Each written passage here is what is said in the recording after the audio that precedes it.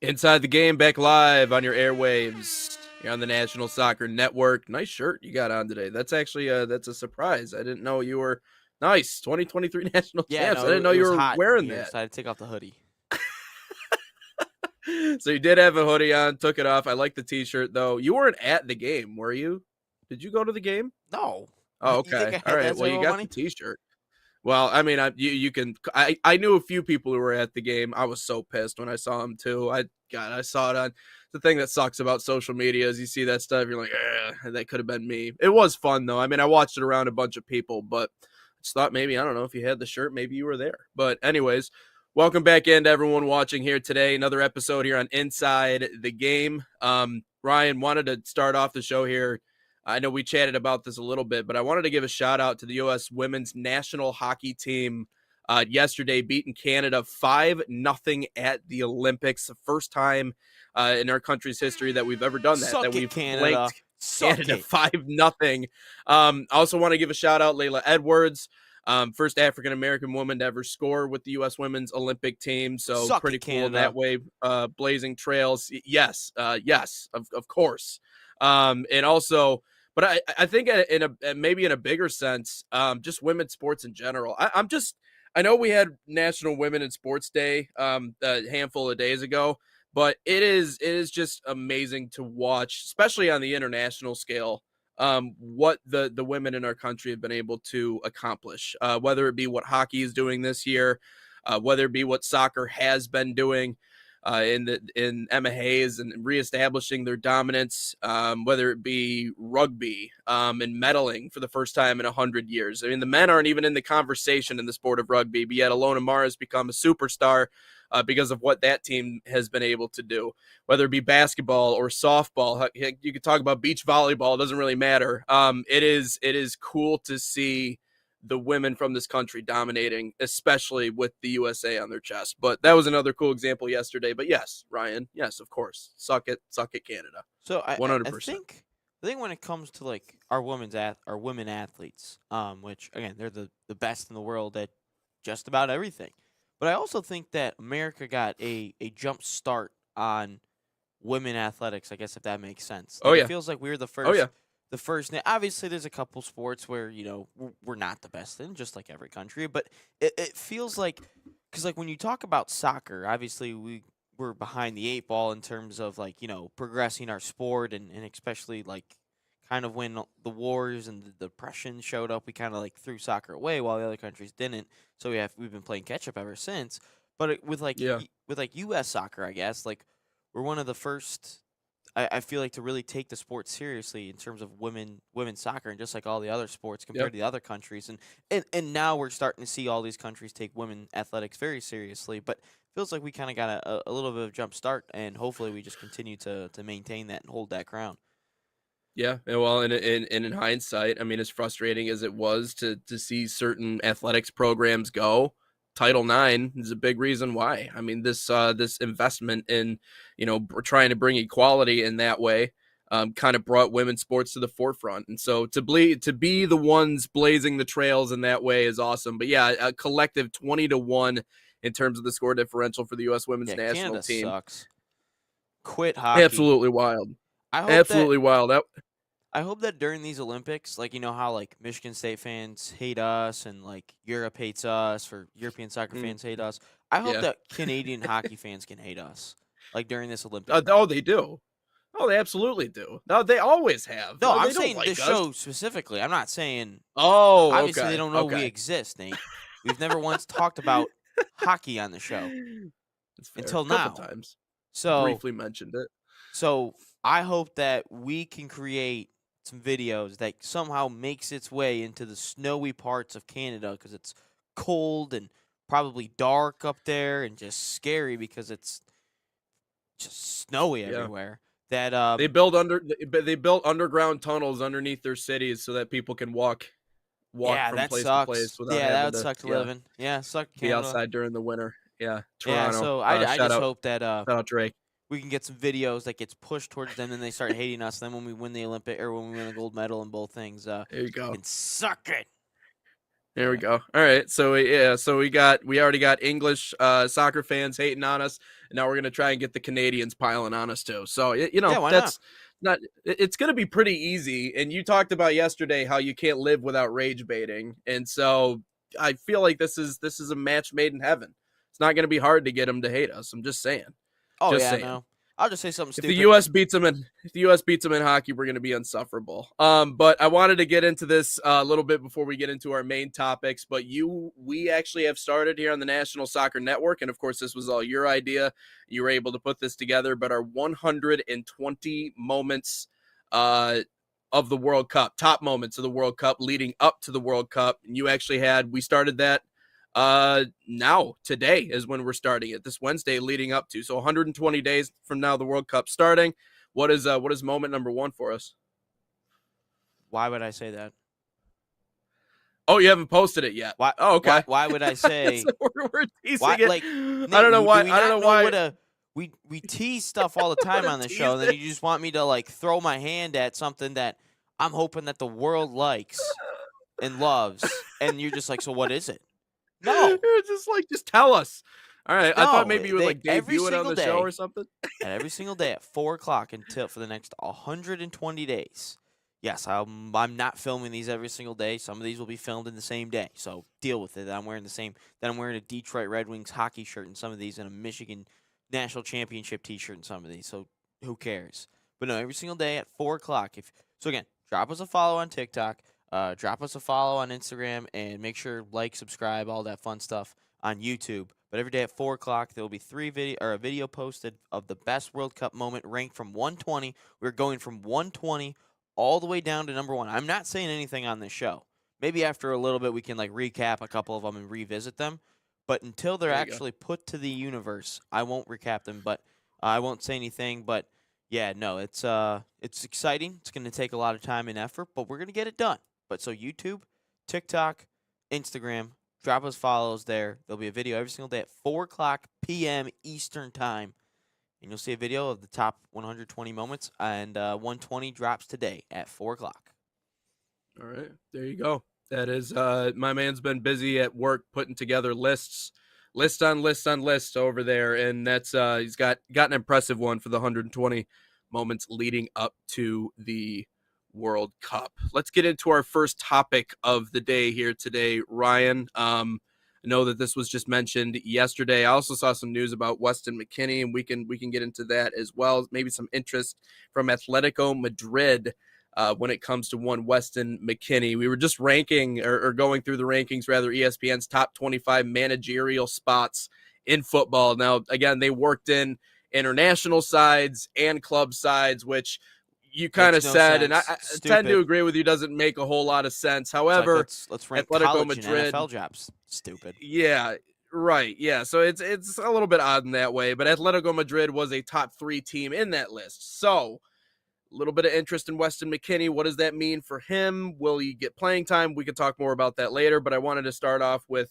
numero uno, the way that we do whenever there's news about this individual, and that's Christian Pulisic, linked to Arsenal, Liverpool, and Tottenham. Why did you bring up Atletico Madrid?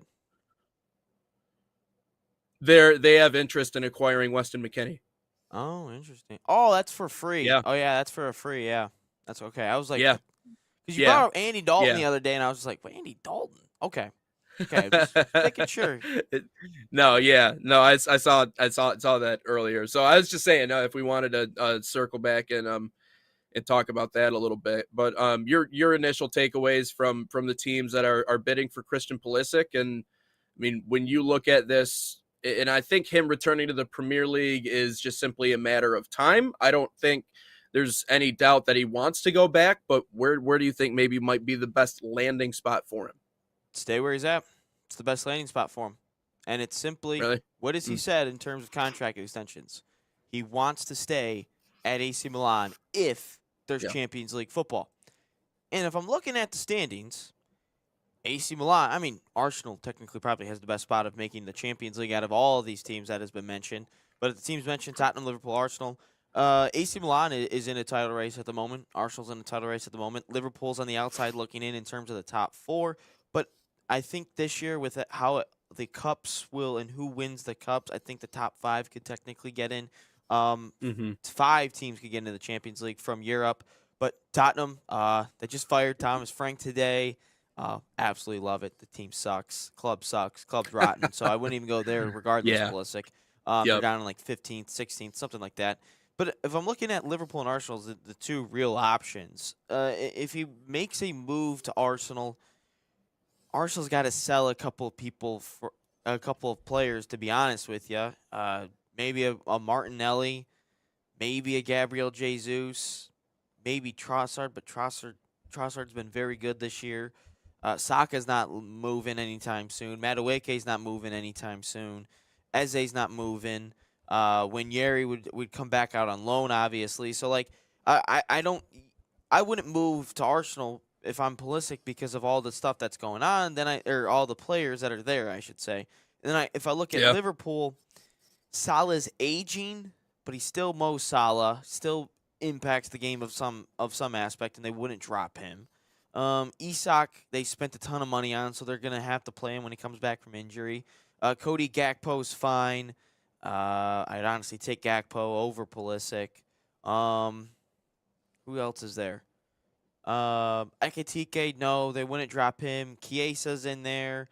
But no, like there's a logjam at all these spots, and if you're Pulisic, yeah, I get it. Champions League is the number one option. But if you get Champions Hmm. League at AC Milan, you stay there. You're the best player on that team, arguably one of the best players in Serie A. And don't give me this crap about Serie A and your grandma could play for 90 minutes in Serie A. Don't be giving me that in the TikTok comments. No, don't be giving that. It's a top league, and Pulisic is playing really well at a high level over there in Italy. Do not move if you're Pulisic. Everyone is always talking about, what's the next best thing? In sports or life in general or music, whatever it is. Everyone's like, what's the next best thing? What's the next best thing? Well, the best thing for you, Pulisic, if you get Champions League football next year, is to stay at AC Milan and continue your path over there because you're killing it. Yeah, the grass is always greener, right? Like there's always something bigger, there's always something better on the other end.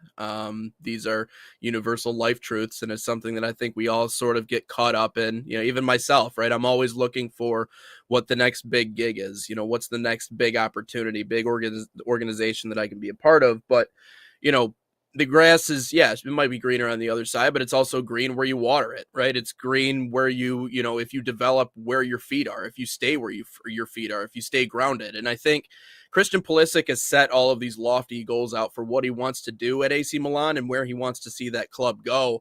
And right now they are progressing towards those goals. They are making those goals happen with the way that they're playing. And he is the one leading the charge on that team and in that way. And so you have an organization that loves and adores you. You have a country that has recognized you as one of the best players in their country in a competitive league.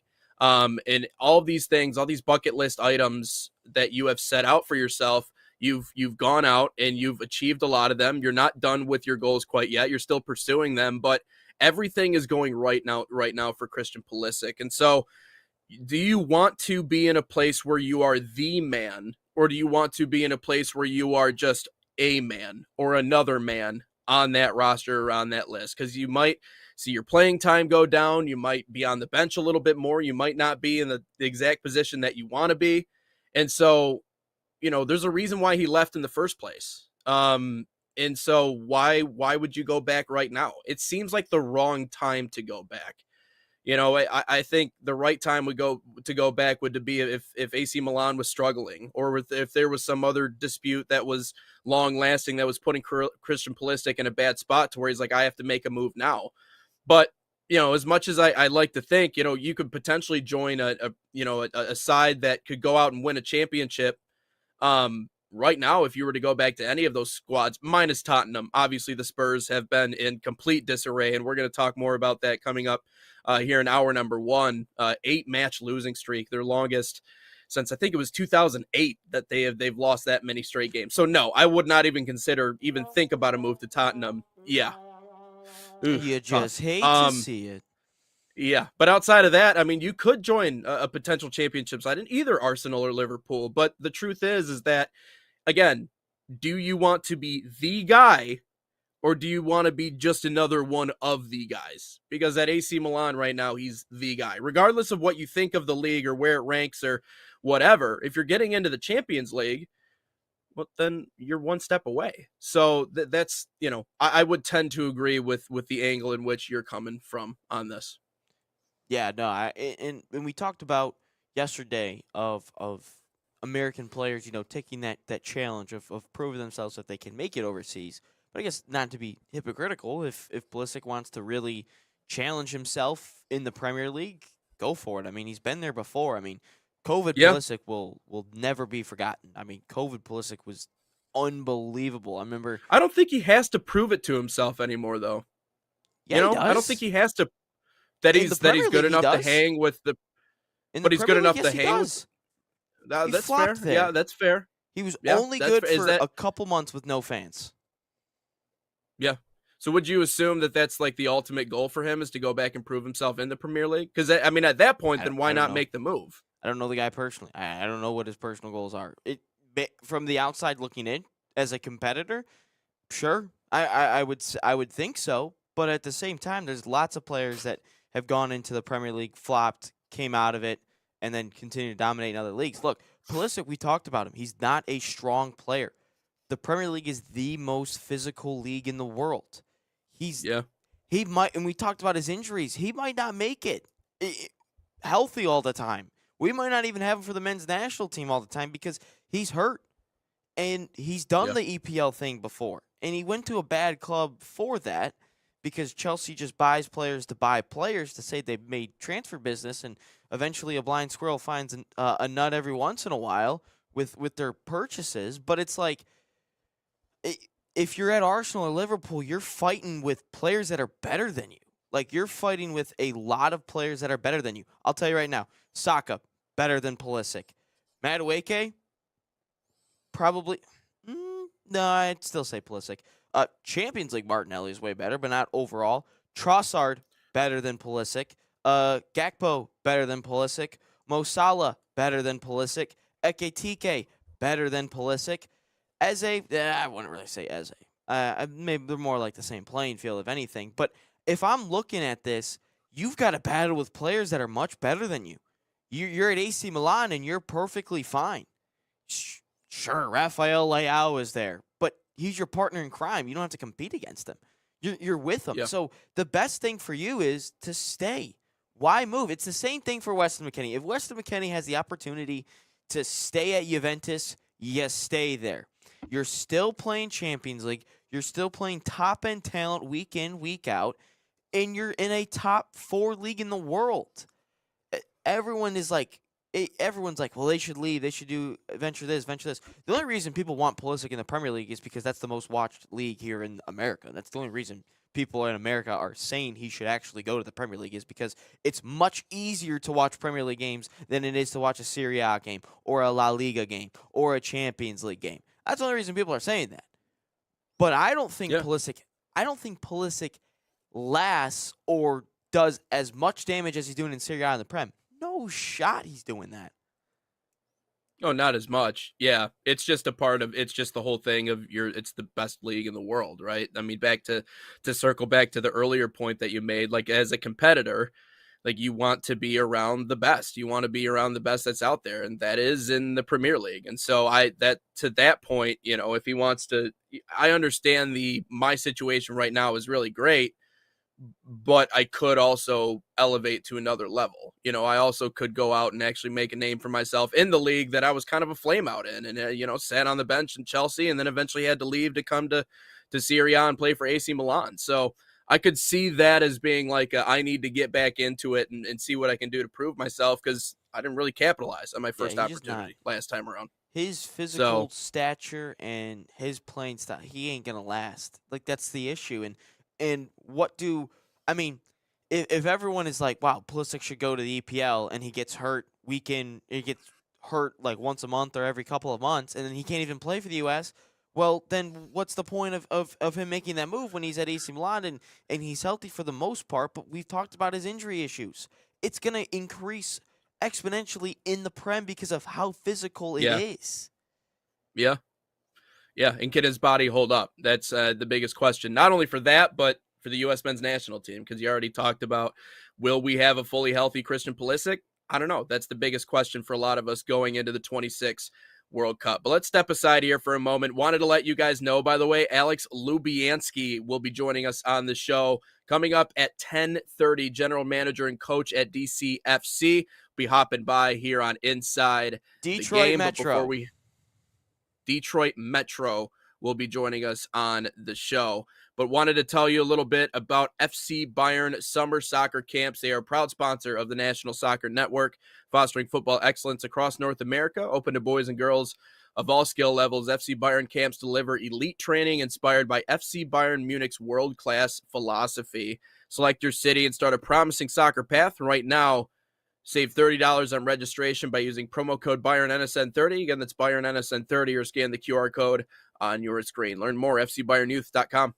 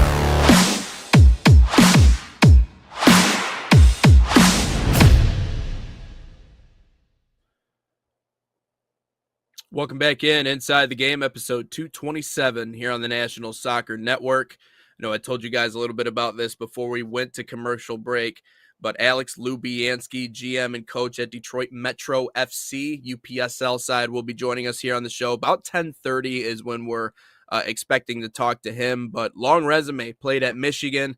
Now we're going to talk a lot about the funded pathway for players that they're making over there at Detroit Metro and doing a lot of stuff. I feel like the focus of our conversations has been centered around a lot of player development, not just identifying, but also developing talent here in the United States, which is the biggest component of growing the game of soccer. And to that point, wanted to chat a little bit about what the U17s have done. Qualified for the U17 World Cup, the U.S.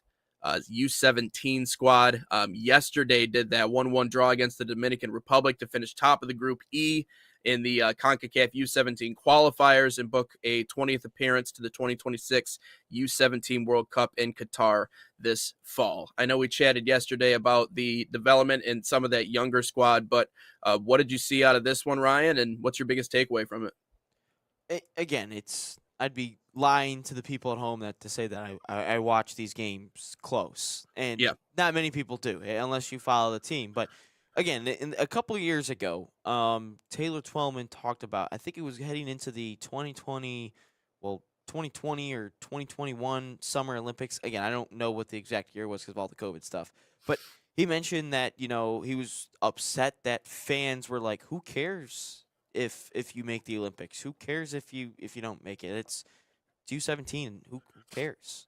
And Twellman mentioned a really good point, and he said, "No, it absolutely matters because you get these group of guys in a tournament like environment and in the biggest competition in U17 soccer in the world, you get all these guys in an environment together for the first time. And eventually some of these players are Yeah. going to trickle in into the U23s, and then the senior team, excuse me, and some will eventually make it into Hmm. the senior team for the World Cup.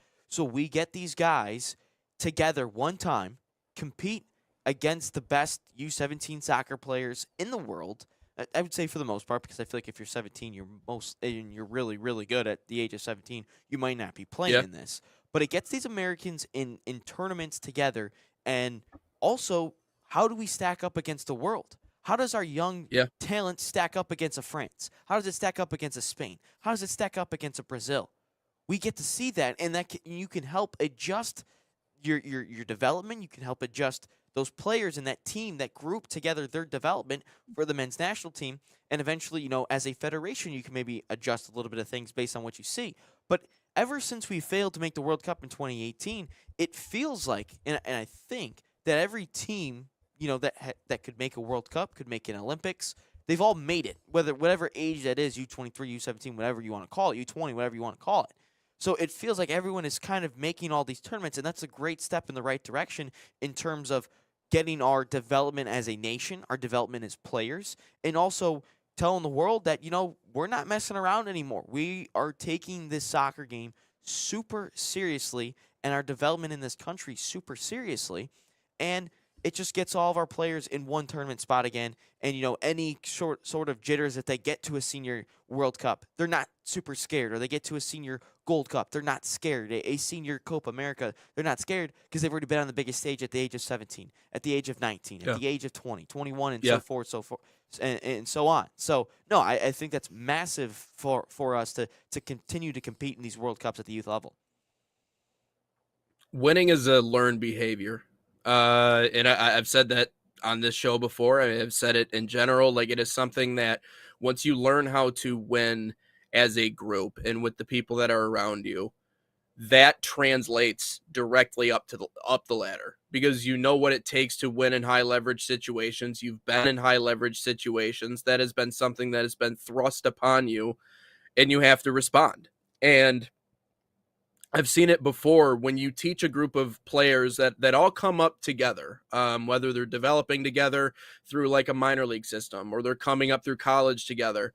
When they have all that time and all that experience around each other in games, to your point, to where they have that experience of being in knockout games and being in competitions where there is something tangible at the end of the line, especially if you're USA Soccer, because you're not supposed to be there and you're not supposed to win it. If you can win those games, then the mental edge that gives you is something that you carry with you for the rest of your career. So to that point, Ryan, because we are a country that has not really ever won anything of note in the sport of soccer, minus on the women's side, ladies, I'm not talking about you, I'm talking about the guys here. Because we are in a position to where we've never done anything of note in that way, every single potential medal, cup, championship trophy, I don't care if it's a makeshift plastic trophy you put on your shelf somewhere. I don't care if it's in some dude's backyard. Like, if there is a championship or something in which we can hold over our heads, we should absolutely be putting our best foot forward and doing everything we can to go out and win it. And I don't care what it is or what it looks like. Like, we don't, as on the men's side in the United States, we don't have the luxury of being like, oh, we're too good for that. Oh, we're above that. Whether it be the Gold Cup, whether it be the CONCACAF, this, that, or the other thing. I don't care if they make up a cup tomorrow and they include two teams in it and it's just us and Mexico. I don't care. I don't care. I don't care if it's 1 a.m. I don't like, if there is something on the line and we are a part of it, go get it, go win it, because we haven't won anything yet. I just said the other day, like, we always want to be like, well, let's do it our way. There is no our way. We have won nothing of note. Okay, so all of those should mean something. And this is directly why it was so frustrating when all those guys didn't show up for the Gold Cup this summer, It's for that. It's for that exact reason. Like, it doesn't seem like, okay, whatever. The U17 team qualified for the World Cup and they beat down on countries that most people otherwise never have heard of. But it's like, yes, but it still means something. Like, they're still in it. They're still competing. They're still, So all of that added up, we have nothing that we can hang our hat on truly as a soccer playing country on the men's side.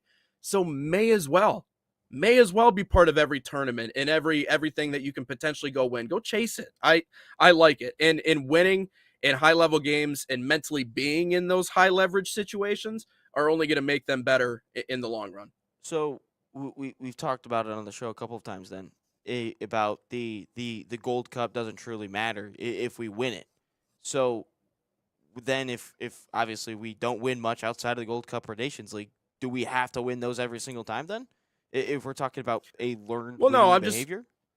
I'm just talking about like it not that necessarily the Gold Cup itself matters. Like, we're not going to run around and celebrate a Gold Cup like, hey, we've arrived as a soccer playing country, but beating Mexico matters. Beating Canada matters. Dominating CONCACAF matters. Yes, absolutely.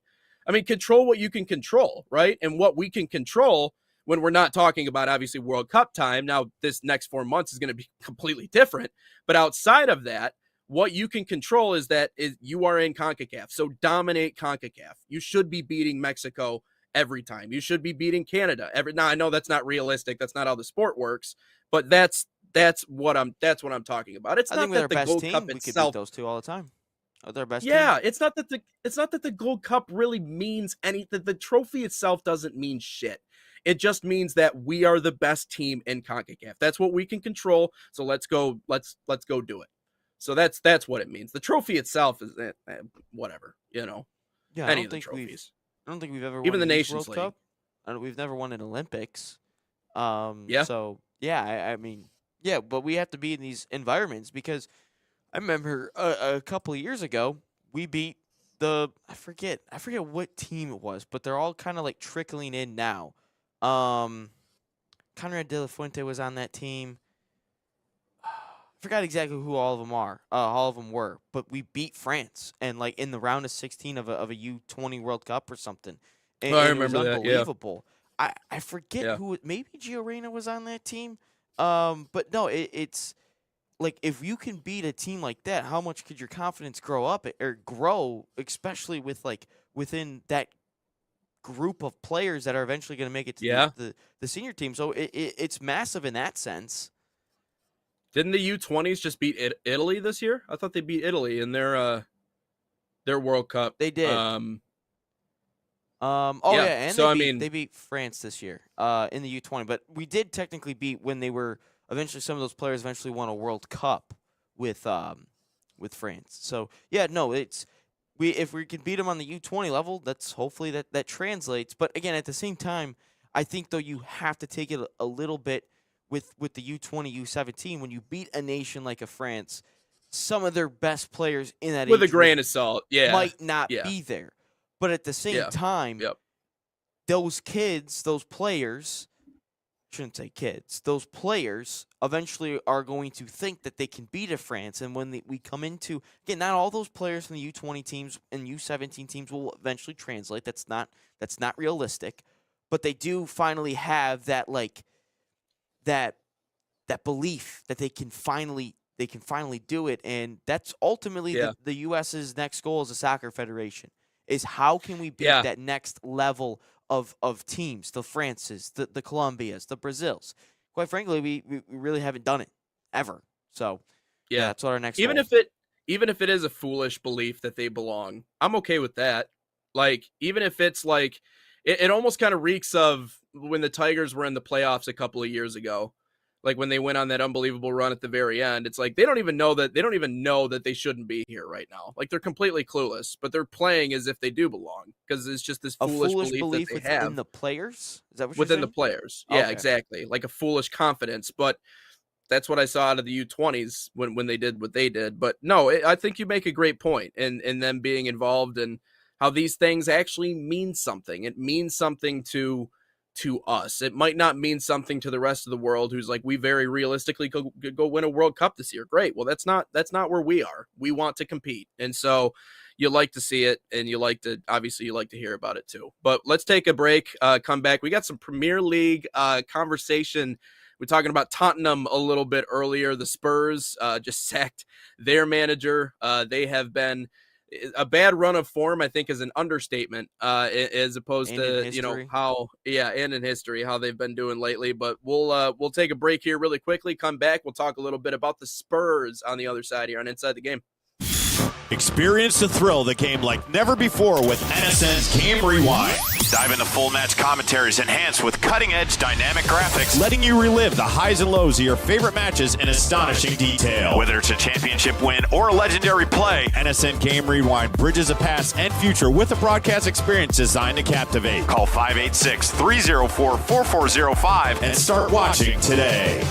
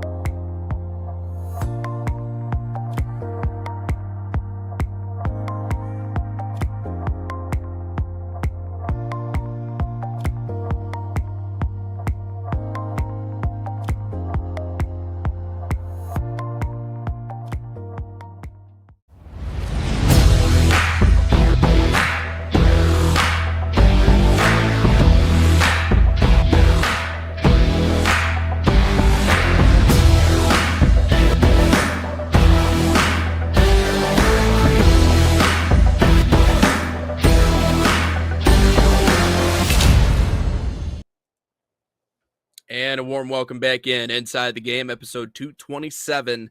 Nate Wangler, Ryan Glinsky here on this beautiful day. Let's talk a little bit about Tottenham. I thought I saw this on your list. I was reading about it this morning. You put his Arsenal obsession too, but Tottenham sacked Frank yesterday. Talk about it a little bit, Ryan. Yeah, Frank's just his last name. Thomas Frank gets the sack, and it's the most Tottenham thing to do. I mean, you win your first trophy in like 15 years with Ainge, and again, that may have been the worst soccer game I've ever watched in my life. Tottenham versus Manchester United. Those were just two shit teams that somehow ended up in the final together and played the most unattractive brand of soccer I think I've ever played, and even the goals that went in, just the most ugly brand of soccer I've ever seen. Like, that game might have set soccer back by like 30 years, that game. But anyway, they win, and Ainge, you know, is in the trophy celebration, and he goes, you know what's better than season 2 is season 3, meaning that he's going to come back for his third season. It's like Signetti. Yeah, and just for him to get fired by Tottenham, and he didn't even make it to season 3. So he said how great season 3 would be, and he doesn't even make it to season 3, even though he won Tottenham's first trophy, and I think it was since like 2008, 2007, something like that, where they won a League Cup, but they win a European trophy. It's Europa League. Everyone kind of clowns on it, but it's a European trophy, and a lot of big clubs like Manchester United flex that thing. So you know what? That's exactly what you do. And then they bring in Thomas Frank, who did a fine job with Brentford. He did a really good job. You know, in his entire time there, Brentford was truly built on getting producing youth academy players, but also buying players that, very cheap, and then eventually developing them and turning them into something so they can sell them for a much higher price. And that's how they were able to sustain the club. And that's a fine way to do it. That's how a lot of clubs that have to that's how they have to operate. That's how they sustain a lot of things. And so that happened. And then Thomas Frank, who again, he's a fine manager, but it's just the timing of, sacking Ange and then bringing in Thomas Frank and then having the horrible start that they did, and now they're in the bottom 5. And they're in a relegation fight, which is so awesome. But it's like Tottenham, you just had it. You just finally got to something you were wanting so desperately for 15 years. Then you get rid of the Right. guy. And then Yeah. the other part of the conversation of what I'm seeing, what I've been reading here this morning about it, is a lot of the memes about him holding the Arsenal paper cup before one of the games in Tottenham, Arsenal, massive rivals. But Yeah. then players saying he just wouldn't shut up about Arsenal, about how good they were and how they did this. So the thing is Arsenal's kind of becoming a standard for a lot of teams of how they operate and all that fun stuff. That's a different Yeah. conversation. But Yeah. he just kept talking about him. He just kept talking about him, talking about him, talking about him. But it wasn't like a traditional American, like you talk about them because you hate them and here's what they're doing. We need to do this. It was just, dude, look how good they are. Look what they're doing. Yeah. Look what happened in this game. Look what that. Like it wasn't the traditional Michigan Ohio State hatred where Ohio State's doing this. We have to do this. We have to stop it. They run this trick play. No, or what Charles Woodson says, where they every single day at practice they would run some sort of install that is similar to what Ohio State's doing, so they're ready for the game. That's different. But this is just like, dude, shut up about Arsenal. We don't play them every single week. They're our rivals, yes. But then when we play them, we lose 4-1 and we get killed. So no, it's just so funny to me to see that an incompetent club just trying to be something that they're not, trying to be the smartest guy in the room, and they just continue to suck and suck and suck, and it's just awesome. I think, yeah, it feels like admiration maybe trying to lead to inspiration, like just looking at the way that Arsenal does things and being like, hey, maybe we should try that out, because it's clearly A lot of from Europe what we've says that. seen. It's not just Well, yeah, clearly from what we've seen, like it's the machine that they've created. And again, let's draw an equivalent to American sports. It's kind of like the Dodgers, even before they started spending $2 billion, like their development and their player identification and their ability to do what every organization so desperately wants to do, but sometimes lacks the ability to do because they can't earmark good talent and they can't develop. And that's buy low and sell high, right? You buy low and you sell high. You bring them in, you develop them, and then you trade them or you sell them and you get something big out of them. The Dodgers were always so good at that because they just had all the resources. They had a personal chef that followed all their guys to everywhere they went. So Arsenal's created a machine. So I don't blame the fact that he might sound a little obsessed. Truth is, I think, as you said, most of Europe would want to be like that. But yeah, for Tottenham, the worst win percentage for him, for any manager for the club since 2008, just 27%. If the club didn't release him, pretty sure Spurs supporters would have just ripped him out of there anyways. Many of the issues predate him taking over at the squad. However, the time has come for him to be released, but I just think that it sets up what will probably be a pretty dicey near future here for Tottenham. And I don't know if you would even know or think to know who the interim might be in the meantime before they're able to go out and get somebody. But yeah, just a real big backslide for that organization. He's already been at Tottenham, so I mean, I feel like that. Yeah, I feel like he wouldn't be. He had one of the best win percentages of any manager since 2008. So I think he would be the best manager since then. Yeah. So The I mean, best.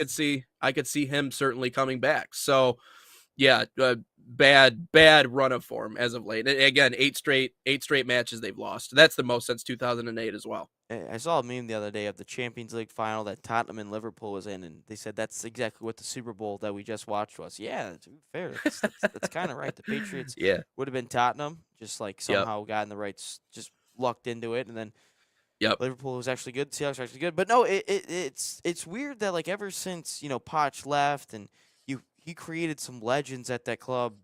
Harry Kane, Heung-min Son, Dele Alli. Even Alderweireld and Vertonghen were very good. Hugo Lloris, another one. Kyle Walker was there for a little bit before he got sold ultimately to Man City. But the style, so the issue with, the style of which Thomas Frank came in with of developing youth prospects and all that fun stuff, of going to a club like that, it's a change of ideology. Because you now are expected to go out and spend $50 million plus on a player. That's expected. That's not like you might do that and everyone freaks out about it. No, that's expected. Yeah, the best teams produce youth players and buy high world-class players at the same time. That's the best teams in the world do that. Shout out Yeah. Real Madrid, shout out Barcelona, shout out Man City, shout out Arsenal. That's what those clubs do. Even Yeah. Bayern Munich's another one. That's what those clubs do. And Tottenham doesn't have the best academies. I mean, yeah, when Poch was there, they were developing guys out of the academy, but Poch has been long gone. But the change of ideology like that, it's almost like a group of 5 coach from the MAC all of a sudden gets to Michigan, and it's like, what do you mean I'm supposed to spend $3 million plus on an 18-year-old quarterback just so he can come here? Like, that doesn't happen. So Yeah. it's a little bit of a change of ideology where you're used of developing players, and sports fans, since after COVID, everything has been, well, you got to get everything turned around and within a year or 2 years. And we talked about it with college football and college basketball, what that's like. In the NFL, yeah, that's true. But it happens in all sports now. Managers aren't given the time that they need. The last manager that was given time and turned something around was Arteta. So it's like, that doesn't happen anymore. And to bring a manager like that, you got to bring in a manager. Honestly, if I was Tottenham, I'd go after Enzo Maresca at this point. That's where I'm going at, the former Chelsea manager, because he did a fine job with Chelsea this year. He was fine. He was at the top 4. Yeah. He was in a title race for like 2 weeks, and eventually they fell off and he gets sacked. And now he's on the free market. But the thing is he doesn't. Maresca might want to wait for the Man City job just based on what does Pep do after the season. That's a different discussion. But if I'm Tottenham, going all in to Enzo Maresca to be the next permanent manager. But interim, I have no idea. They haven't even looked. Could care less who it is. The ball boy. 15th. Yeah, maybe.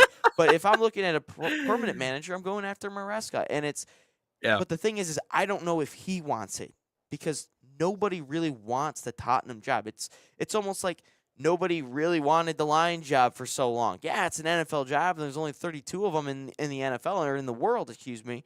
But nobody truly wants the job. It's like the Browns, where the Browns struck out this year like 5 different times, and they ended up on Todd Monken, who hasn't coached in the NFL before. But no, it's I love it for Tottenham because they just continue to suck, and it's amazing. I mean, the likelihood of Mauricio Pochettino being the next guy, in your opinion? 0? Yeah. Look where After we're the at World right Cup. now. It's Yeah. February 11th. If any manager that still has desires to go back and manage clubs in Europe, and they're international managers, they're not doing it. They're not doing it till after the World Cup. Look, Poch is going to be gone after this World Cup. And everybody knows that. I think the U.S. Federation knew that. The only reason Poch was brought here is so they could say, do not embarrass us in front of the whole world on home soil. That's the sole reason. They saw Copa America, and it was a disaster. We win the first game, then Tim Weah punches a dude. We lose to Panama, and then we lose to Uruguay. So we're out. We get grouped at home. So that's the sole reason why Pochettino was brought here, so we don't get embarrassed. Maybe for some reason Pochettino, absolutely loves the Miracle on Ice movie so much where he's like, I need to be here. Maybe. But the odds of Pochettino being at Tottenham is 0 at this point, because Tottenham is going to do the most Tottenham thing, and they're going to go hire a permanent manager. And then if you were to hire him in the summer, you lose a whole summer of recruitment and trying to strategize and try to build your team for the fall of 2026 to 2027. So, no, Pochettino, a 0% chance he goes back to Tottenham. Now, you ask me this question next year and he gets sacked, maybe we have a different discussion. But as of February 11th, 2026, there's no way it happens. Yeah, sources said that Spurs are reluctant to make a change due to an acknowledgement that many of the issues at the club had predate Frank, and he has been unfortunate to suffer the volume of injuries that he has. And they have been injury prone, but they still suck. Yeah, last season finished 17th in the league, but won their first trophy in 17 years, as you were talking about with the Europa League in May after beating Man United, oddly enough, 1-0 in the final. 16th. Yeah. The worst game of soccer I've ever seen in my life. Yeah. So, a team that was desperately in need of a change. But it felt like this was something that was growing. And even before they appointed Frank as the new manager, we can admit that some of these issues were already building before he had even arrived there. Like, really Nate, since the early you 2000s. just won. It's like if the Lions fired Dan Campbell after winning 2 playoff games. That's basically what it was. Like, you can't fire a manager who just won your first trophy in 17 years. You can't do that. And that's exactly what happened. You thought it was a situation where maybe like ownership thought they just like stumbled into it or something. The ownership that is is just confusing bad. in my mind. The ownership is just horrible. Ask any manager that has managed there before. They talk about Jose Mourinho, Pochettino, like any manager that has ever managed there. I forgot the names, but he's a bald head and he got glasses. He looks like he's got a golf ball as a head. I forget his name, but the management is so bad at Tottenham. Nobody wants it. It's like Martha Ford running stuff. It's how bad it is. Yeah. And that, I guess that makes sense. Obviously, we're trying to get to the 10 o'clock hour here. Let's do a couple of mailbag questions before we get. Yeah, let's do it. I didn't even think about mailbag. We haven't done mailbag in a minute. We just gained a new follower on TikTok, Diego.nyc. Shout out to you for following. We're now up to 1209. Look, we're trying to get to 2,000 before the World Cup, and we got 4 months to do so. So we need just under 800 followers in 4 months. That means 200 a month. Jason, have lofty goals, but you know what? Let's do it. So this one was backing towards the Pulisic video I made yesterday. Pulisic back into the EPL. This one from Vittorio. He doesn't fit in the Premier League. He should stick to the Serie A. That's exactly what I said. This one from Castro Football. He said he needs to stay in Milan. Milan is a bigger club than all those other clubs. Tottenham, yes. Arsenal, yes. Liverpool?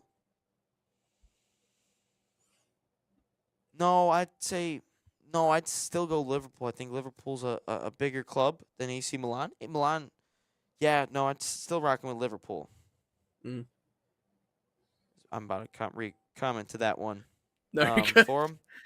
And like we said earlier, I mean, I think he's in a really, really good spot. And sometimes when you try to get better than good, that you get in trouble. When you're in a good spot, like, don't fix what isn't broken. And right now it isn't broken for Pulisic, and he's the man there. So I think it's a great choice for him to stick around and see it through. Other, that's just his name. Other. Won't say he isn't good enough. Premier League is too physical, and Serie A fits his style better. Probably should go to La Liga if moving. Yeah, I think that's a really good point. I think he could go to a La Liga. Just don't go to a Real Madrid or a Barcelona. Or even Atletico. Honestly, if you're not going to that, don't even go to La Liga. Yeah, so don't even go to La Liga if you're Pulisic. Yeah. Okay, this one I saw yesterday. This is about pressure-building diamonds for the U.S. men's national team. And I think this is referring to Pulisic and McKennie having to constantly prove themselves. This from Gilberto Aguilar. As a professional player, he's always fighting for that new contract. I mean, even Messi has to do that for a contract. All pros go through this. What makes these guys so special? Nothing. They just have to work hard like everybody else. Yeah, I mean, I get it. You have to earn your keep. You have to earn your spot. I mean, I understand that. But when you're the best the best player on the team, what feels like year in and year out, I mean, have you not proved it? Has his track record not shown it? I mean, like, you pull up the numbers. Like, that's the thing that's a little ridiculous. It just seems odd to us when we look at it. And again, this is coming from the players' mouths too. This whole bias thing and the pressure that's on their shoulders. It's not just coming from us. I have no experience with that. I'm pulling from what I know, which is what they're saying. This one coming from this is about top 25 players playing in the top flights. From Finn. He says it's generally not a bad squad now. I think a few years ago the floor level of the squad was awful, but there are quite a lot of Premier League players who can all hold their own. Yeah, I think now the floor is definitely up from, a 2020, 2014, a 2018 squad. Like, look, if they made the 2018 World Cup, I think we would have gotten grouped regardless of if we made it or not. 2022, I honestly think the floor is definitely gotten up now. I think because before it was see, I really can't say the floor is up because we haven't proven it yet. Until we prove it, but it feels, again, when I talked about McGonagall, I have to see it to believe it for certain things. I would say it feels like the floor of the men's national team is the round of 16 in terms of a World Cup.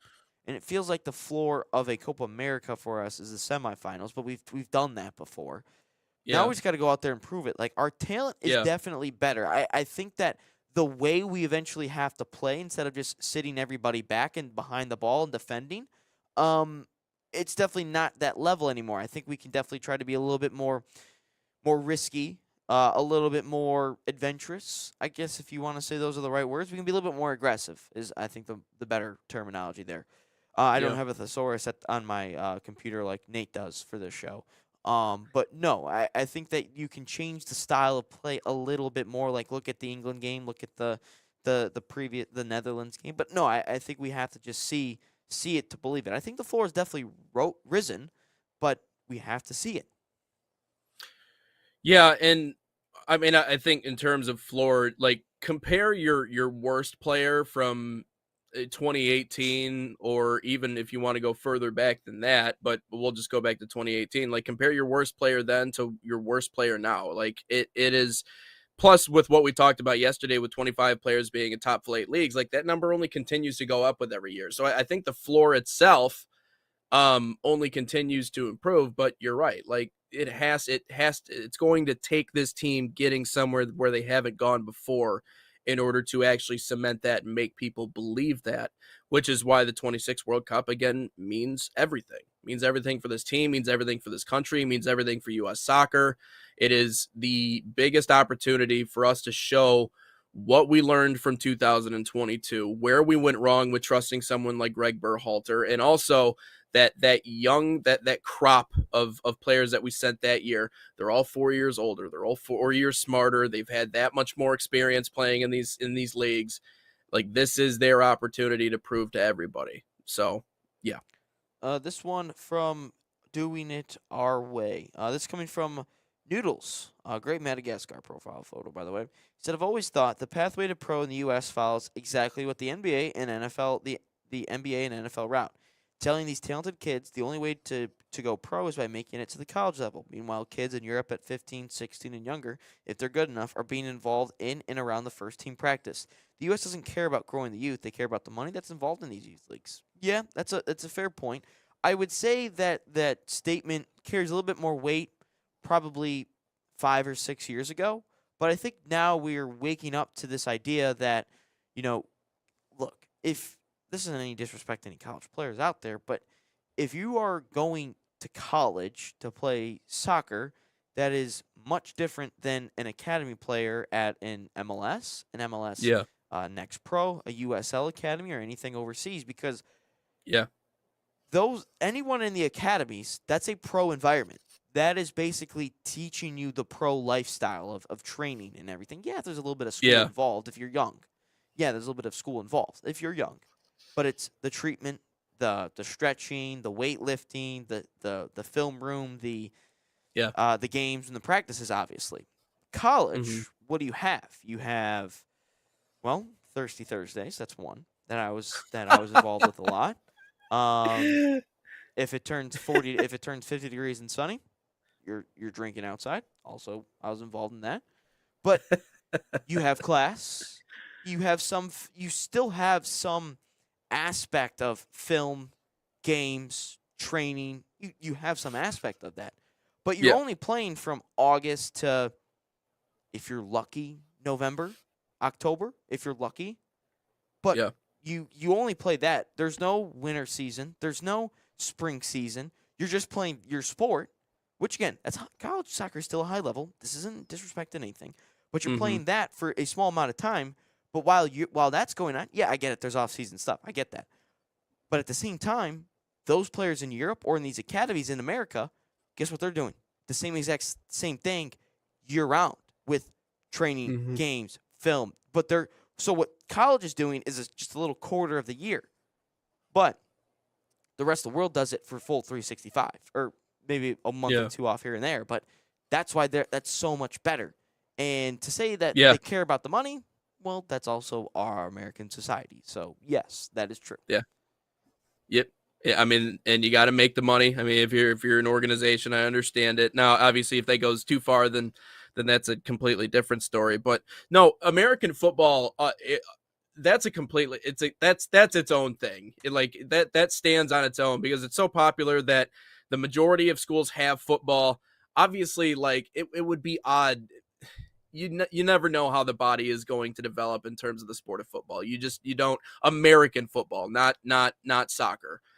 Simply because, yeah, okay, baby Gronk. Let's get baby Gronk into our development program. Oh, and it turns out he's only 5'9". Well, okay, I guess he's not going to the NFL anymore. Like, you never know how the body's going to develop over time. So American football is a completely different beast. Now, basketball is becoming much more like that. Basketball even now is becoming much more like that with these showcases and these travel They play teams a lot more and games these than practices. yeah, AAU. I mean, like there's a lot more in terms of that and the money side than what there ever used to be. And believe you AAU is me, slowly ruining you're basketball not in America. you are not going anywhere if you're just simply playing high school basketball. So it is, and they say better training and better development and better blah blah blah blah blah. It's not always the truth, but it's not always the truth in soccer too. So it's they're both starting to become that way, and baseball is becoming that way.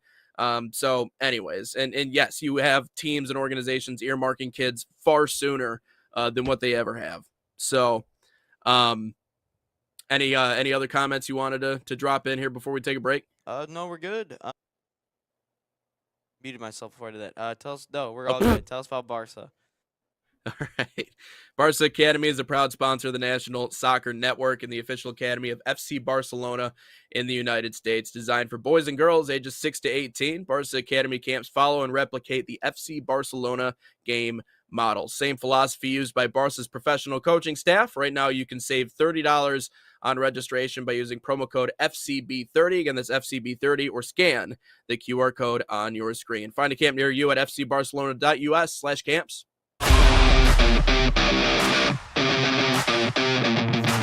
In Barca camp, I sing my song grown on and off of the field.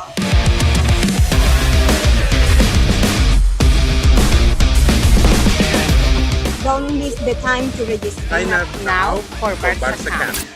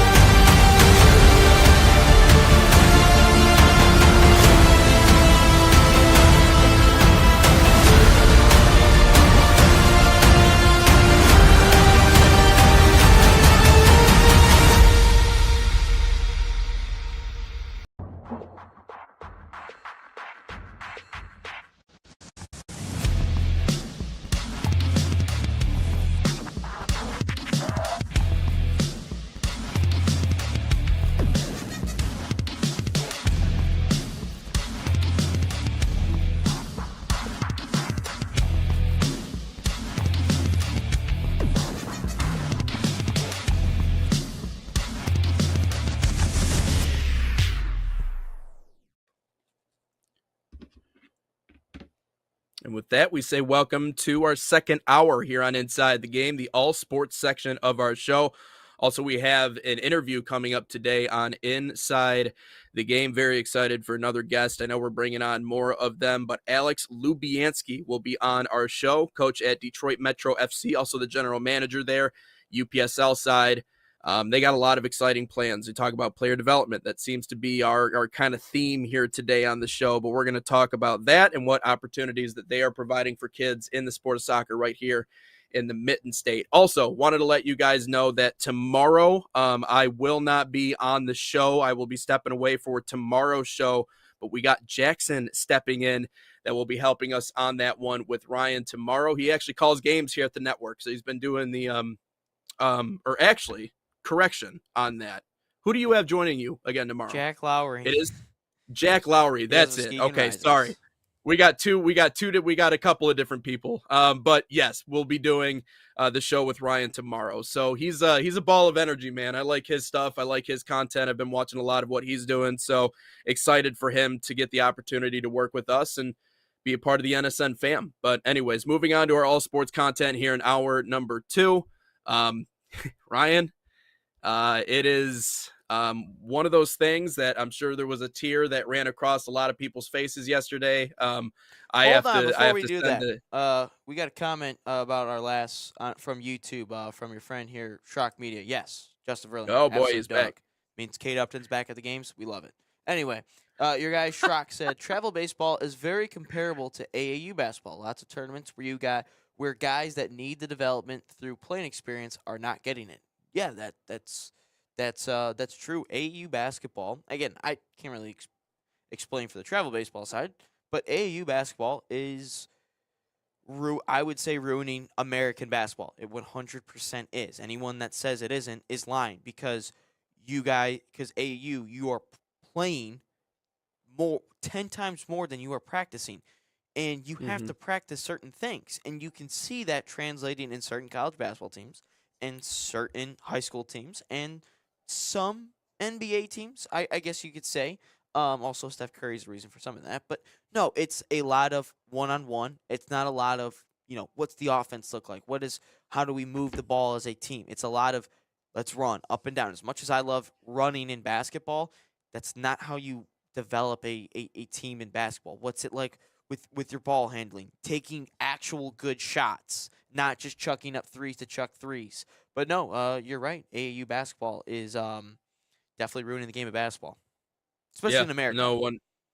Well, and it almost kind of reminds me a little bit, and I got to, and I was telling you about, I got to cover like JUCO basketball recently, and it had the same kind of feel and vibe to it. Like it was very much NBA coded, in the way that they moved and the way that they just kind of flew up and down the floor. And don't get me wrong, I mean, like it was fast, entertaining play, and even like broadcasting it, like doing G League games, like sitting there, it's like, yeah, this is just it's not good basketball. It's entertaining as hell. Don't get me wrong. Like they're athletic to where they can make plays and do things. You're like, wow, that was impressive. But all it is, it's just a high screening. It's a high screening league now, and that's the way it is now. It's one screen and roll, and then everything else beyond that is just kind of who's who, who cares, or pin down. Just get open. Really popular. Or just ISOs, really. I mean, that's all it is. I mean, as much as, I think it's corny the way that, LeBron always like has the book out and he's pretending to read and he's like doing all this stuff. It's like a wealth of wisdom over here. But What's he your did favorite talk part about the how Malcolm X book. He just has it open. But I think he talked about it one time on his freaking barbershop show, whatever the hell he's got. I don't know. I see the clips. I don't actually watch it, but he mentioned how nowadays it's all about ones. These kids all want to run ones. That's what it is. Like it's not 5-on-5. It's not a team game. It's just one, me versus you, and so that is the mentality in basketball now. And so that's what's kind of turned people off from it. But a lot of that because of the AAU game. That's just how it is. It's like out, get yours, get your highlights, get your whatever, and then just move on with it. I like how you mentioned highlights. It's we're a very highlight generation. Middle schoolers have highlights now. Like the top 6th grader in the world. He's a like, top 5 6th grader in basketball. No, it's stupid. But I forgot the UConn women's coach mentioned it like on a panel or something. Yeah, and he used to coach AAU, and he said that if we look at Europe, they play 1 game a week but practice 5. In America, we play 5 games for 1 practice.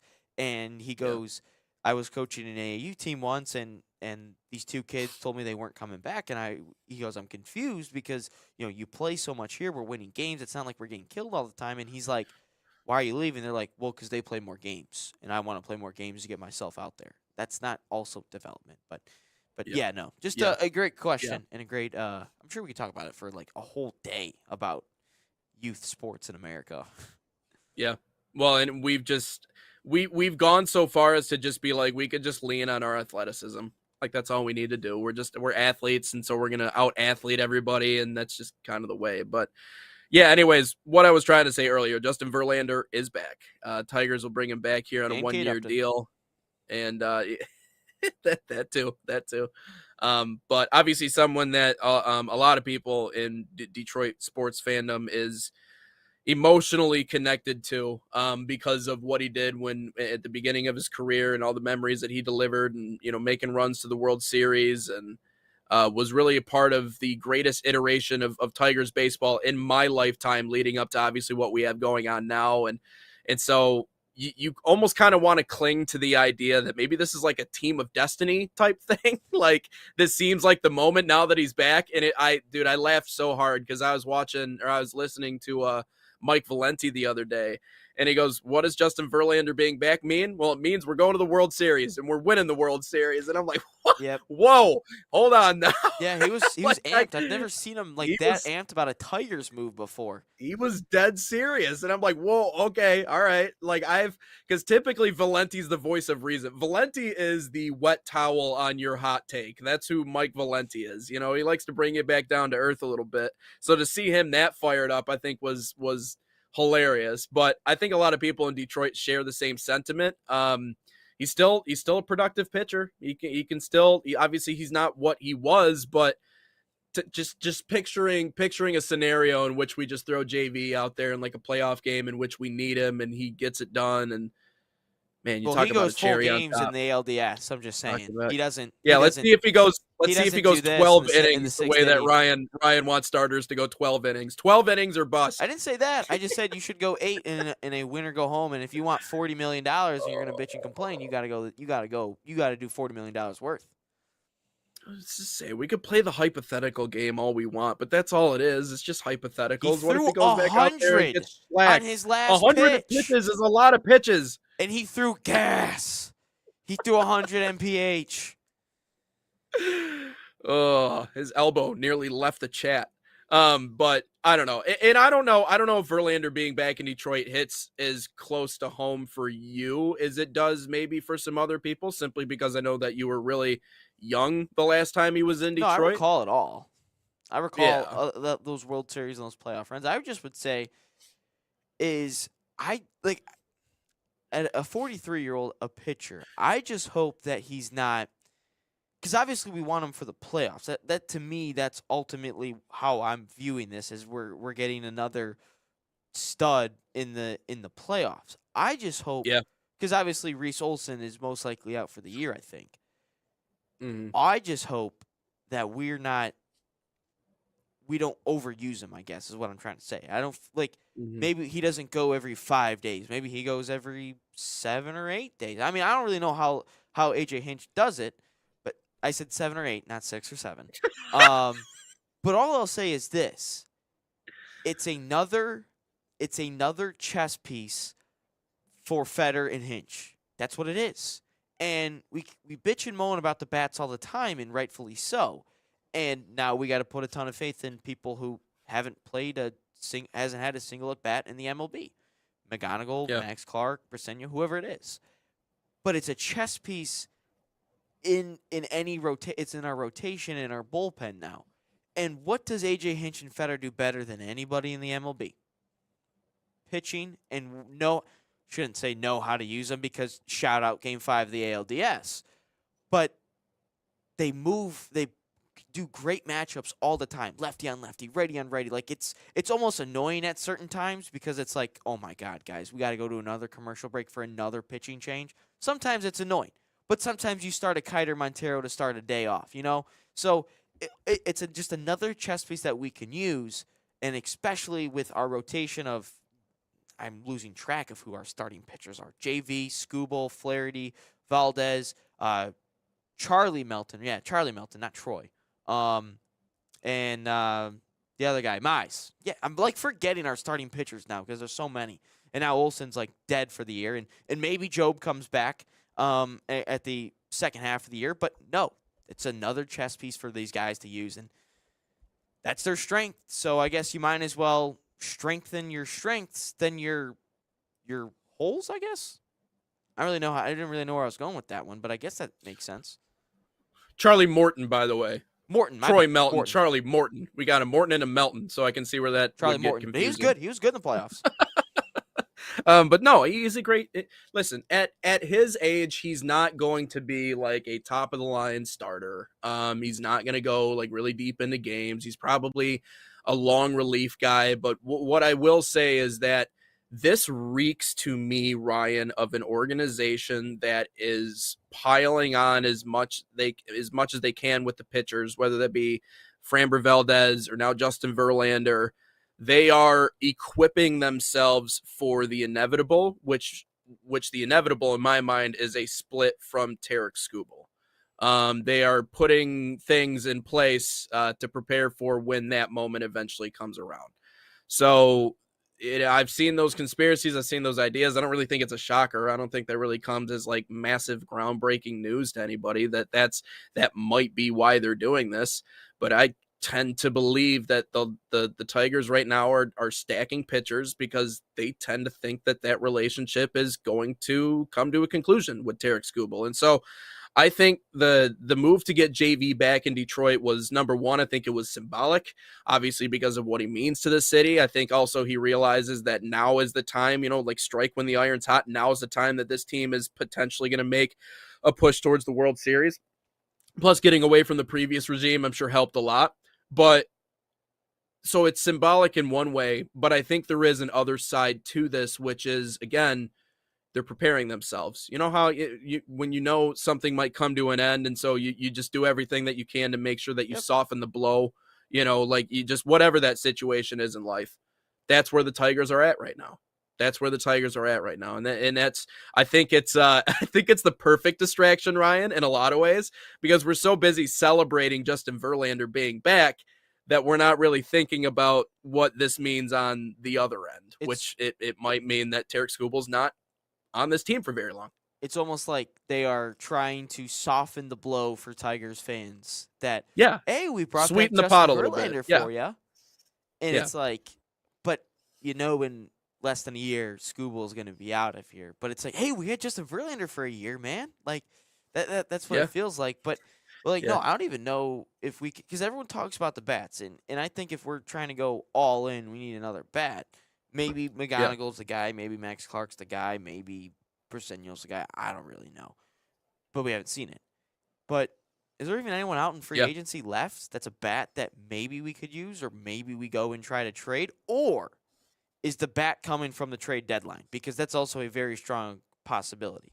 Is the bat coming from... Where's JD Martinez at nowadays? Can we go get him? Like, just bring back the whole band. Maybe trade for Jose Iglesias. I don't know who else is still playing. Scherzer? Can we get him? So the top remaining free agents, Cody Bellinger is on that list. I don't think we need any help in the outfield. No, I wouldn't say that. So that Eugenio Suarez, bring him back. Let's bring the band back together. That's what I'm saying. And he plays third base, right? So if we're talking about plugging a need, did you say Prince Fielder? Is he still out there? I think he's out there, but I don't know if he's out there in the regards in which league? Like we're talking about. 2015, 2016? Something like that. Yeah, I think, that makes sense. JV, obviously, who just got picked up by the Tigers. And then I think that's it for this, at least this list that I'm looking at on CBS Sports. Then it goes into trade pieces. So Brett Beatty could be a trade piece for the Mets. Third baseman could be someone that we could acquire. Brendan Donovan, second baseman. Landon Donovan. So Landon Donovan. Hell yeah. And that hairpiece he's got going on. Yeah. There you go. But I mean, that's it. I would assume he's more of a trade asset for this Tigers team rather than, well, he is a trade asset. But anyways, like who they would get in that situation. Because again, they're not going to be, I don't see a situation in which the Tigers are sellers at the deadline. I don't like, if we're trash, you're in a division, we're historically bad. But man, they can't be, right? Because they're in not a trash, but they're in a division that is you can very say it's weak. A trash division. Come on, man. I do play by play. I'm trying not to We have $100 million tied up in starting pitcher. That's like the same as the whole Twins payroll. Yeah. Yeah, so we're spending a lot of money. So it 100% should be our division. So I don't see a situation in which the Tigers are at all sellers at the deadline. However, if you have the best possible piece to sell, now I think the conversation becomes who could you get in terms of a haul in return for Tarek. It's the same conversation we had a year ago, only this time you realize that this is it, So now in terms of trade targets, I don't know. To be honest, I don't know who would be immediately on top of my list. Yeah, I don't know. But it's like, you know what's funny? You know how we like bitch and moan about the Dodgers deferring money? You see how the JV Verlander or just the Verlander contracts handed out?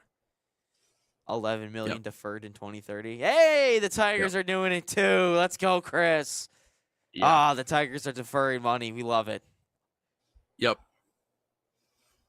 And if the strategy works, it works. And so I think for the Tigers, just putting their money where their mouth is, I mean, is huge. Here's a couple of other names on here that Luis Arias is still a free agent. We talked about Eugenio Suarez would be nice. He was kind of the focus of the last trade deadline. A lot of Tigers fans thought we should have gotten 80 Diamondbacks. Yep. A lot of people thought we should have gotten him before the playoffs. In the playoffs, I'll tell you that. He did. Yeah, he wasn't very good in the playoffs, but a lot of pitchers on here, but seems fairly dry at the moment. So Austin Hayes too, but so it's kind of barren at the moment. But again, you have the best trade asset available to you. Let's take a quick break here on the show. I know we got to come back and get to our conversation. The one, the only, Alex Lubianski, general manager and coach at Detroit Metro FC, will be joining us on the show. But as we take a break here, let's tell you a little bit about Man City Soccer Camps. They're a proud sponsor of the National Soccer Network, bringing world-class training inspired by Man City's global football philosophy to players across the United States. Open to boys and girls of all skill levels, these camps focus on technical development, decision-making, and playing the game the City way. Right now, you can save $30 on registration by using promo code MCNSN30, and that's MCNSN30, or scan the QR code on your screen. Find a camp near you at usacamps.mancity.com.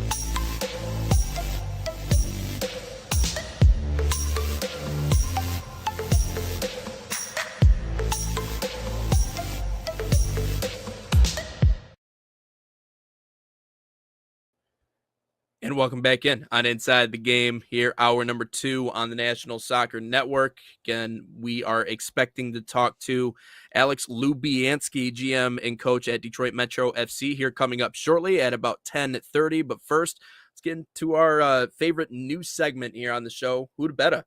And you got a good one today, Ryan. Yep, who to betta? We're going football. I just realized we keep this pretty Detroit related. But anyway, Aiden Hutchinson of the Detroit Lions versus Micah Parsons. And let's just check some of the numbers. Of course, Micah has been in the league much longer with the Cowboys, but let's look at Hutch's numbers.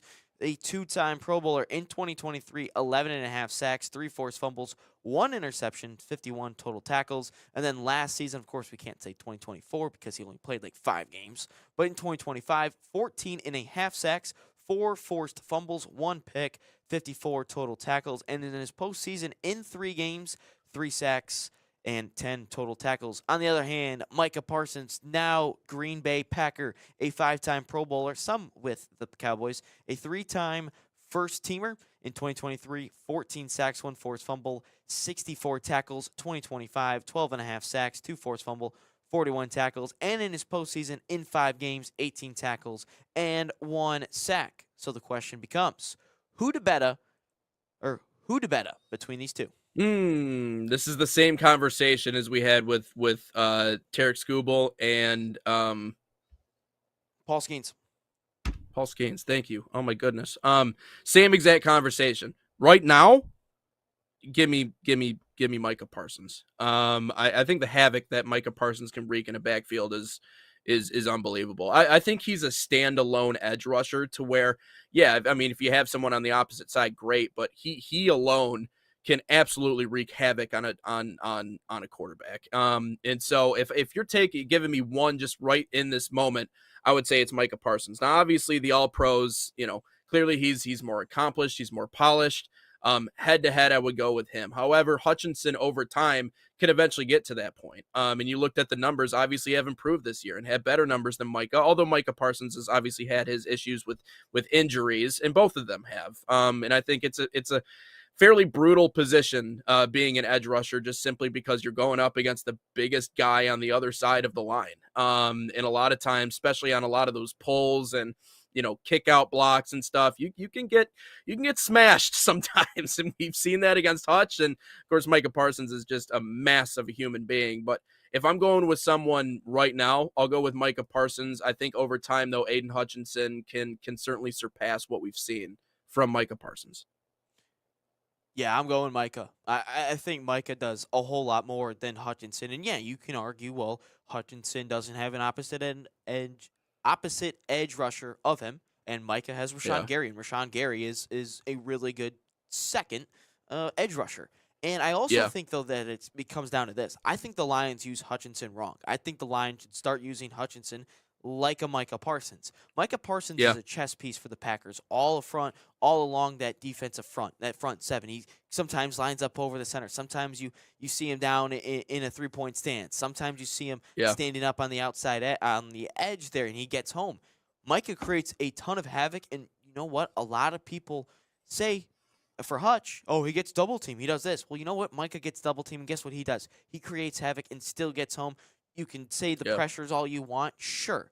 But also, Micah is hurt right now. A torn ACL, I believe, is what his injury is. But if I'm looking at Micah versus Hutchinson head-to-head, I'm looking at Micah Parsons 100%, and I think that he is a better player than Aiden Hutchinson. And as I say that, we have our guest, Alex, on. We're going to head to a quick break real quick. We'll bring Alex on immediately after this commercial break, so don't go anywhere.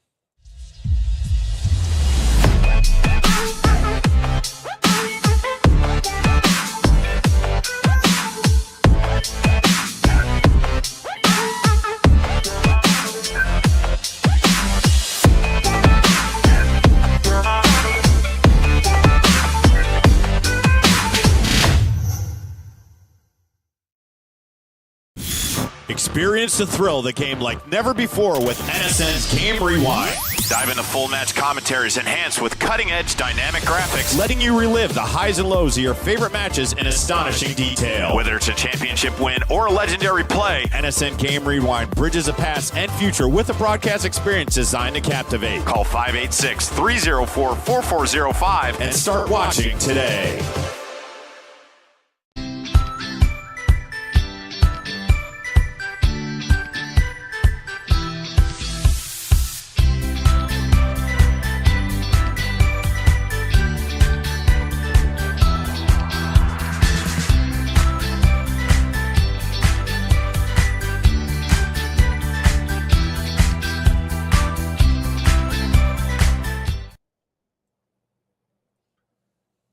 Welcome back in on the National Soccer Network, episode 227. Joining us here on Inside the Game, Alex Lubianski, GM and coach at Detroit Metro FC. Excited to get the opportunity to talk to you. Welcome on, Coach.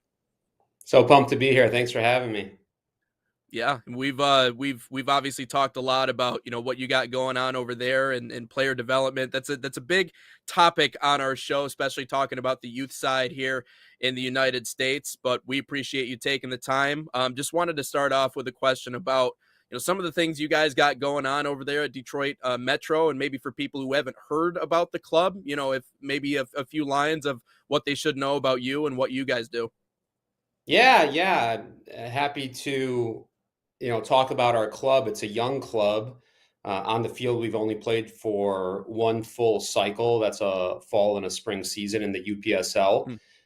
That said, it's an organization that is many years in the making, and a lot of work has been done strategically behind the scenes for many years before the club launched. So we were very intentional with the release of programming, the release of our information.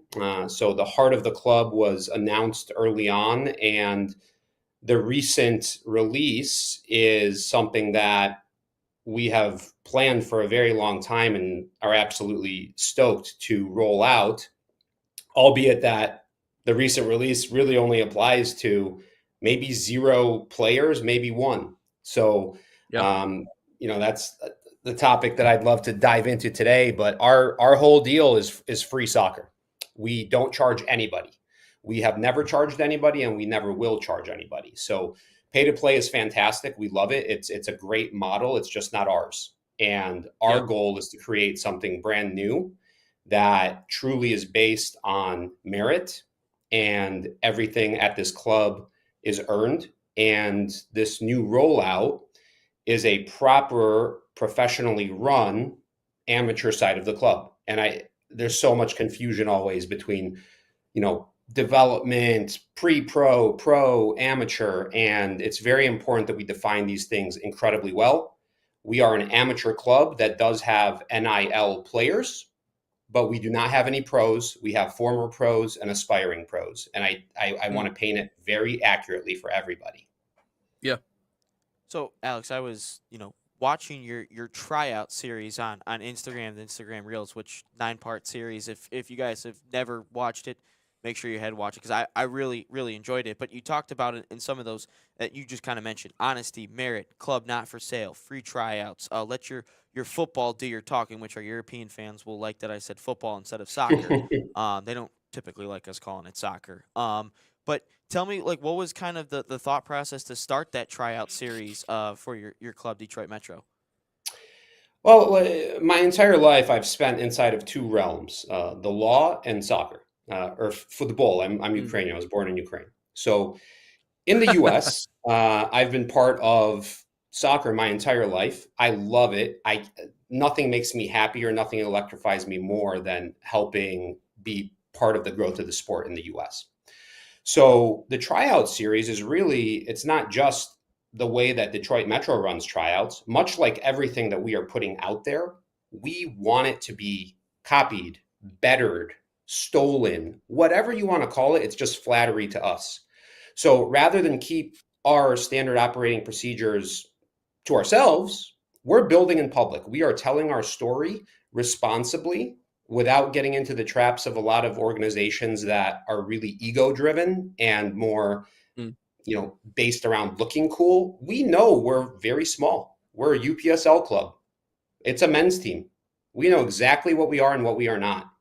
So the tryout series, we hope, inspires other organizations to take a real hard look at and take it seriously, because, when there's a barrier to entry from money, it should be for a specific purpose.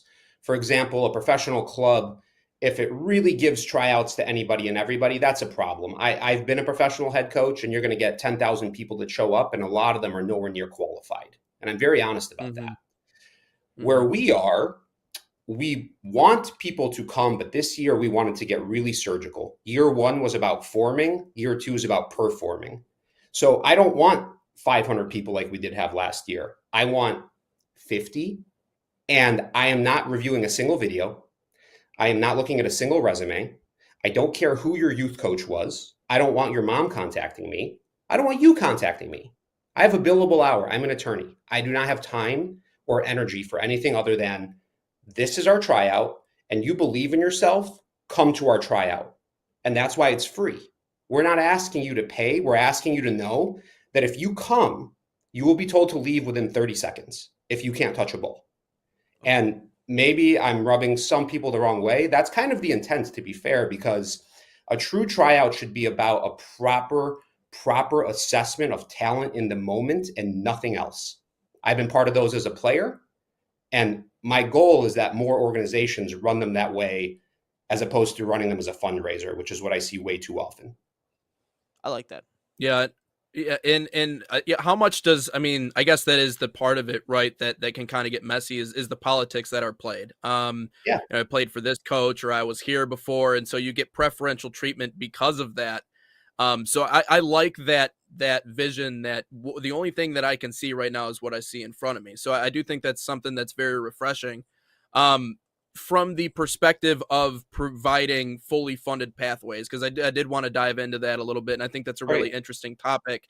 Do you feel as if sometimes maybe some of the best talent or the most promising talent in the United States is left on the chopping block because of financial struggles or hurdles in which they have to get over to play this game?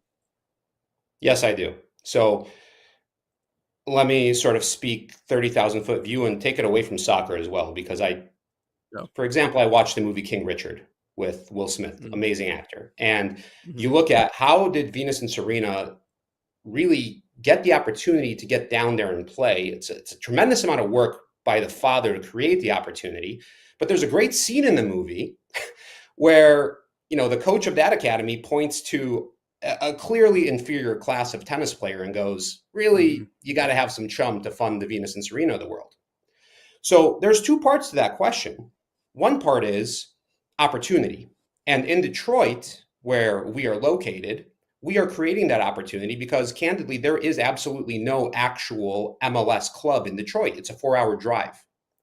Yep. So in the US, when you look at what is actually properly fully funded, it's MLS academies, and only very recently, by the way. And if they're fully funded, now let's say you do have the one kid who's 14, who's by far proper professional ready. Yeah. I know what I would do with my kids, which is I'd say, son, I love you. I don't want you to leave. I want you to keep going to school. I want you to keep being under our roof, developing under our moral compass until you're ready.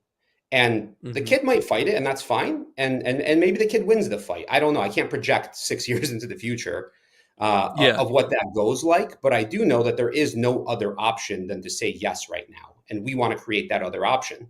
So that's what we've done. Alex, how do you find these players to give these fully funded youth pathways? Are they through your team, or are you trying to just scouting them? It's an excellent question. So we have an incredible technical staff, very passionate. And the way we're finding it is, you saw step one yesterday. We put out a message to the world, and I've gotten more negative responses than positive, and that's absolutely correct, because once again, this is not for everybody. So if the response is, hey, I'm offended because XYZ, well, you saw the message, and that's great. I don't mind. I'll have an open conversation with anybody.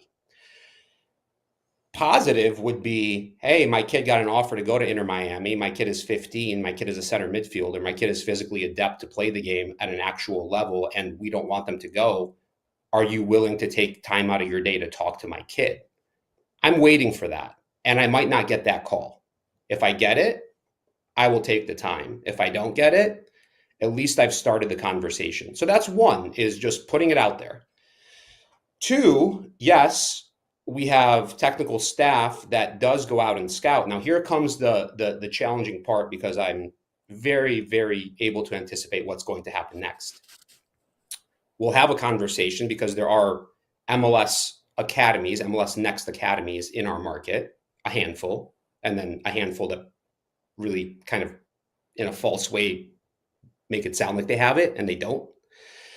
And when that happens, the best players right now have no other choice. So they're playing there. And we do have scouts. Now, our intent, I will be very, very, very clear, is not to go and discourage those players from doing pay-to-play soccer. So I know there's going to be hesitation, negativity, fear, all of those things. Oh, they're going to go and poach our players. Well, here's the deal. We're never charging anybody anything. We'll never go pay-to-play. We have no interest in pay-to-play. So no, we won't. And perhaps the solution would be stay where you are, and we will add to what you're already doing. But that would require the club to have an open and honest conversation with us. And we're down for that. We've had it with one of the proper clubs. The other ones, we just haven't had the conversation yet.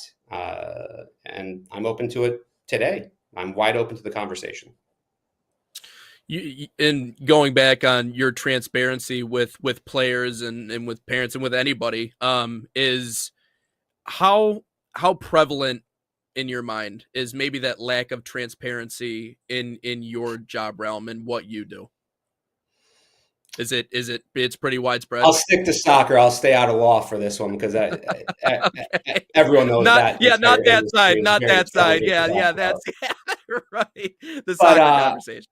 Within soccer, candidly, I think there's a tremendous amount of dishonesty. I think there's a tremendous amount of manipulation, false advertising.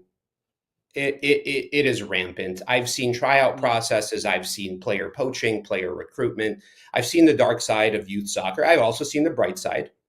And that's a conversation that I don't need to have publicly as to who is doing it the right way versus a deceptive way. But is there deceptive practice within the realm of youth soccer in the United States? It's a clear 100% yes, unequivocally. There's an unbelievable amount of deception. And it's difficult to watch and difficult to be part of, which is really at the heart of our program. That's why we started it. We want to have a completely pure model. The only sort of thing that I will say that is an absolute no-no is I don't want my kid ever part of my program for the rest of my life. I don't care how good he is, because that will pollute the program. So we built it intentionally to make sure that it is in no way, shape, or form going to fall victim to the sorts of things that do happen in negatively formed environments. So, it exists. I could talk about it ad nauseum, but I leave it to you guys. Alex, if you're a parent that is, doesn't really know a ton about soccer, because, my parents, when I was playing travel soccer, they were all the baseballs and the basketballs or volleyballs, all that stuff. So they didn't really truly know what soccer was. And, when I said I wanted to play and my sister wanted to play, it was kind of a learning curve for all of them. For the parents out there that, have their kids that want to play travel soccer, and how do you try to navigate, what's true, what's not, kind of like what's fake news and what's not? I'll tell you, the best possible outcome you could ever look at is the alumni of a club, what happened to them, and forget soccer, because guys, it's 1% of 1% of 1% where soccer is what happened to them. So what happened to them? Did they go to an Ivy League school? Did they become a doctor? Did they become an attorney? Did they weaponize the skills from youth sports to then get highly effective? Did they start a podcast? Did they become happily married? Those are the things that if you could sort it out and you could go, wow, there is the alumni base of that club. That's great information. So that's one way. The other way is have conversation with 100% neutral third parties. And that's hard to find. I happen to be one of them. I'll be honest, I will not have those conversations. I don't have time. But I will answer your questions, because this is a great way to get it out to scale. And I appreciate the show that you guys have and the platform. It's a great way. So watching your show is a great one. I don't believe either of you owns a youth club. I don't believe either of you charges for tryouts. I don't believe either of you is trying to get anybody to play for any organization, not even mine. Because if I look at mine as an outsider, I would do what I do with everything else. I'd be incredibly skeptical. I go, this is absolutely nonsense. Who on earth is dumb enough to give free soccer away? They're doing this as a play to later charge. And no, we're not. And I will tell you that a million times over. But you probably don't believe me, and that's fine. But try to talk to people that have no skin in the game, and you'll get an honest assessment. could be in the sport, could be out of the sport, but now I'm curious because we're talking about it. What are some of your success stories in your position? My favorite story from coaching ever is taking a kid who had low confidence, instilling in them more confidence, and then watching them weaponize soccer to end up at Yale. I'm not going to say the name because I don't do that Wow. kind of a thing, but Wow. that is unbelievable. That is a success. Yeah. I then built a platform where I had another, whatever you would like to call it, pro-am club. These names are such nonsense in the US. It's the one behind me. This kid played for us and became the #1 pick in the MLS draft. That's pretty cool. That's awesome. Did we do it? Absolutely not. What a player. Unbelievable player. Yeah. So those are sort of the things where I'm proud to have been part of them. What has Detroit Metro done? We took a player, we brought them in. They were here for 2 months, and now they're playing in Germany professionally. Sweet. Love it. Love it. That's a great early success for us. But what are we really doing that I'm really proud of? We have a player who didn't go through a traditional pathway, didn't play at a major university, played club soccer. I think this kid is a pro through and through. Trying to teach them marketing skills so that they get picked up late in life as a pro because they're good enough, but it's a confidence issue. It's a self-promotion issue. It's a marketing issue. And that is real value that we're trying to add. And they know full stop. First of all, we don't charge them anything. So it's pure. But they know full stop the odds of them becoming the next Jamie Vardy are nearly zero. But this kid comes to everything. He scores a bunch of goals. He loves it. And he's a successful W-2 wage earning part of the corporate world. And I'm so proud of the kid. And I've coached him now for over 10 years. He's worked for what a kid. So those are the success stories to me. It is not that I tricked some dude that's making $100, a game under the table to come play for me for $110 under the table. And now I've jeopardized actual collegiate eligibility for the rest of it. I'm repulsed by most of soccer. I'll be fair. It really, I know so much and it hurts me so bad. And all I want to do is create an actual meritocracy, an actual one. And I've been working on it for 20 years. And you guys saw it yesterday, maybe for the first time. And I'm sure there's tremendous skepticism because I don't know that it's really been done honestly elsewhere. But we want more honesty within the sport throughout all of the platforms. It would be a tremendous boost to U.S. soccer because right now, as you indicated earlier, there's so many players that are so gifted that just don't get a real chance for whatever reason. And if some dude in Cleveland sees this and goes, oh, that guy's crazy enough that I want to do the same thing in Cleveland, that's a success. If some dude in Novi sees it and wants to start a club next door to us and compete against us, awesome. That's why we have the Merit Cup. We give $10,000 to anybody that can beat us at soccer. Entrance fee, $0. Everything we do is free. Come beat us. Step up. Raise the level. That's what we're about. And if that offends you, great. Find something that's softer because God knows most of society has gone that way. But we're not. We're raising the level. Well, Nate, I think you and I should form a soccer team and take on Detroit Metro. Yeah, let's do it. Ready? Let's go. I need the money. Let's go. By the way, last year we lost. And happily. That was the coolest game of the year. We cut a $10,000 check. It was like straight out of semi-pro. It was a fat, big, proper big check. And I hope that the team that won ran to the bank and was like, we better cash this because it's fake. But no, they got paid. We lost. Well, oh man, I'll happily I'll take you guys on. I'll play for that money. Ryan, you might have to play in the first game if we don't have enough players. So I'm just letting you know. I might have to be out there too. And NSN versus Detroit Metro soccer game. We'll broadcast it down. too and everything. But John has to play too. We got to make sure John plays. Love it. Oh yeah, bring it back to goalie days. But obviously, run a little low on time here, Alex. So I like to ask a couple of fun questions. If you could go see a live music performance, whether this artist band is dead or alive, who are you going to go see? I would like to see Journey. Okay. Oh, okay. Yeah, that's a great one. Shout out the Red Wings. Yeah, absolutely. Absolutely. Why Journey? Any what's your favorite one? What's your favorite song? Separate Ways. Ooh, that was in Stranger yeah. Things. That was in Stranger Things. Okay. Stranger Things is an Okay. electric television program. Is this? Unbelievable. I've seen every episode. I can't remember half of them because it's just way too dense. But the '80s vibes, they slap. What a show! It is. It is. So JT was saying he's into it too. Yeah. Yeah, I think his kids were into got to it. get and it he just started though. Said he had to Mhm. had to watch it. But And we then last one. What's your go-to? Actually, no.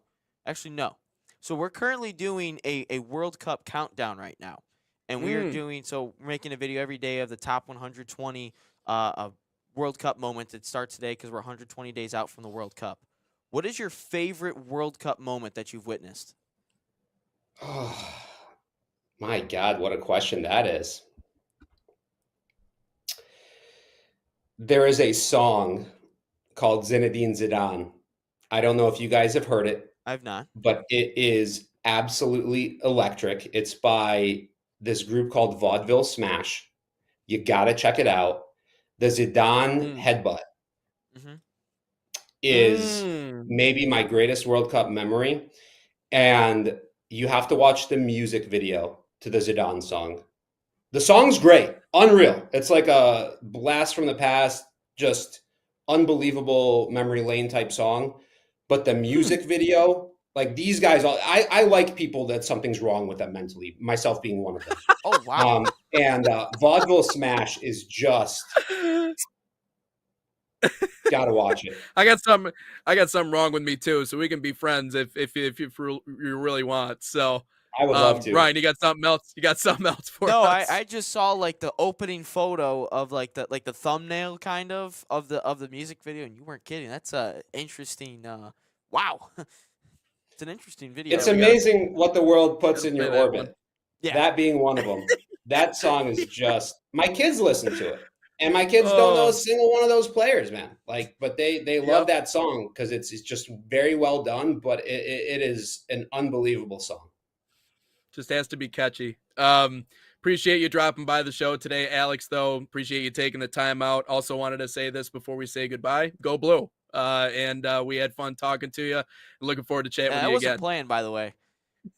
Go I Blue. just saw the first shirt I saw. That's awesome. Yes, sir. But we appreciate you dropping by. Thanks, you, guys. It Alex. was a pleasure. See ya. Yes, sir. So that was Alex Lubianski joining us from Detroit Metro. Yeah, man, I love his talking about the transparency in the sport and trying to create a product that is more transparent, that's more forward, that's more direct, is great. And I love what they have planning over there. And I love his enthusiasm. I think is something that's very contagious, but his willingness and his confidence to try and start something new. I think that's something that's awesome. And I would gladly take potentially $10,000 to put a squad together to go compete against Detroit Metro. So if we want to organize something, tell John we got to form a team here. Let's see what happens. We got Bianca, Nathan, JT, you, myself. So we already got 5 of the players we need. So just need to find a few other ones. So we'll be all right. You get to recruiting. You got a lot of friends who played once upon a time. They're still in the area. So anyways, let's go into big thanks to Alex though for joining us on the show. Yeah, I would agree. Let's get into question of the day. That was eventful. That was an eventful interview. Probably one of our best, if not the best interview we've had on the show. That was great. Love the energy and love what Alex is doing over there. But anyway, Salt Athletic, one of the official sponsors of us here at the National Soccer Network, and they're the official sponsor of us here on Question of the Day. Use promo code NSN15 to save 15% off of that #1 smell-proof cleat bag that works, which I did find it here. It's right here, so I was able to put one back in the studio here for us, or right by my workstation here. So there it is. 100% works. Visit saltathletic.com today or scan that QR code on your screen. And if you do not want to use that promo code and want a shot at winning a free Salt Athletic bag, head over to our Instagram at NatSoccerTV. Comment hashtag NSN Salt giveaway and tag it or mention a friend in that comment section on any of the NSN Salt Athletic giveaway posts. Also, drop us a follow, and you'll be entered to win one of our Salt Athletic bags. And we are giving away a bag every single Friday here live on the show as well. So, and we got 19 more to give away. So the next 19 weeks, 19 bags given away. But anyway, question of the day. Predictions for how well the U.S. men's and women's hockey team does in the Olympics. I'll go with the U.S. winning silver. I don't know who U.S. men. Sorry, winning silver. I don't know who we would end up. Probably be us in Canada, to be completely honest with you. I'm so tortured from that, though. I think we'll beat them the first time around, and then I think we'll find a way to lose to them at the very end. So, silver or bronze. For the women's team, though, I mean, gold. All day, every day. Yeah, I thought the way they've yesterday been playing so far. when they put belt to ass on Canada, I was like, wow, they might just go win this whole thing. I'm like, there might not be a reason for me to even watch it till the gold medal match because they're just killing everybody. So I would say yes to the gold medal to the women's team. But you know what, Nate? You know what? The men's team is coming away with the gold too. They're coming away with the gold. I'm telling you, this is our year. It. Canada, you know what? They had the little four nations. You know what? That's little Mickey Mouse. Little Mickey Mouse trophy. And you know what? That's a little Mickey Mouse. We beat you the first time, and you know what we also did? We beat you up too. That's what's gonna happen. We're going to win the gold. Team USA. We're 1-1. And then you know what I'm gonna do? I'm gonna make a video. I'm gonna say, "Suck it, Canada. Suck it." There you go. There should have been a third game for the trilogy. Exactly, and that's what we're going to see in the gold medal match. It's going to be the trilogy right there. Yeah. That's what we need. Exactly. No, I agree. I don't think they play till tomorrow. I think it's their first game. Latvia? Yeah, tomorrow is their first game. Is it them or the Czech Republic? I can't remember. Denmark? I don't know. I don't European country remember off the red top in of my it. head. Yeah, one of them. But One of them. And then yeah. we're going to have our own miracle on 26 because we beat the Canadians. You know who's going to be in it? Red Wing Dylan Larkin, even though there was a Red Wing technically in the Russian team. So, yeah, I guess there's that. But we're going to have an American Red Wing this time. That's right. We're going to have Dylan Larkin, and he's going to be sitting there talking about God knows what. Then the Kachucks will be in there, and we'll be like, yeah, we own Canada. That's it's cool ours to see now. all the Michigan products too that are on the team. Obviously, Larkin being one of them. How many are Michigan there? Man. So I think 3 in total. Because Hella was one of played them, at right? Michigan. Yeah. Yep. So yeah, DeBrincat could've been fourth, but Team USA was like, no, we can't have enough Michigan. Coulda, woulda, shoulda. It's crazy to think how many players Michigan's produced. Just that hockey program needs to just get over the hump, man. They haven't won a national title since 1997. You know, even Sparty has one in 07, but it's like they've been to how many Frozen Fours? It's like they just They're need like to find Tom a way. Izzo. They just get need to there find and a way. just sell and choke and don't win anything. Exactly. All that. Can't be saying that because Michigan State fans will get mad. Well, they will get mad. We've said enough stuff to make them mad already. We make them mad every single day of the week. We got on Facebook over 100K viewed videos of me saying Jeremy Fears is a dirty player. And everyone's like, no, you can't say that.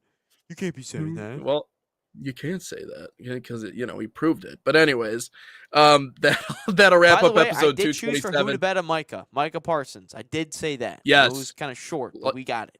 Likewise.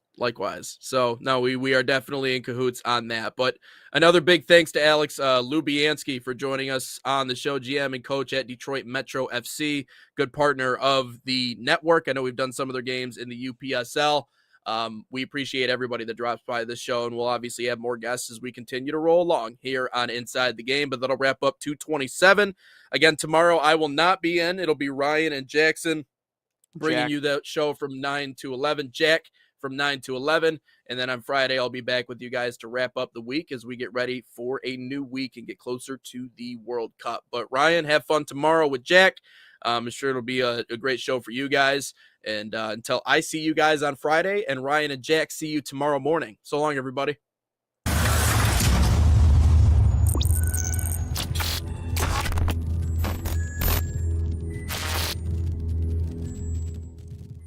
From the biggest matches to the hottest takes, Jonathan Turner and Nathan Wenger bring you the stories, the analysis, and the edge you won't get anywhere else. Streaming live weekdays at 9 a.m. on YouTube, Roku TV, Facebook, Twitter, and all major platforms. No filters, no fluff, just real talk, real soccer. This is Inside the Game.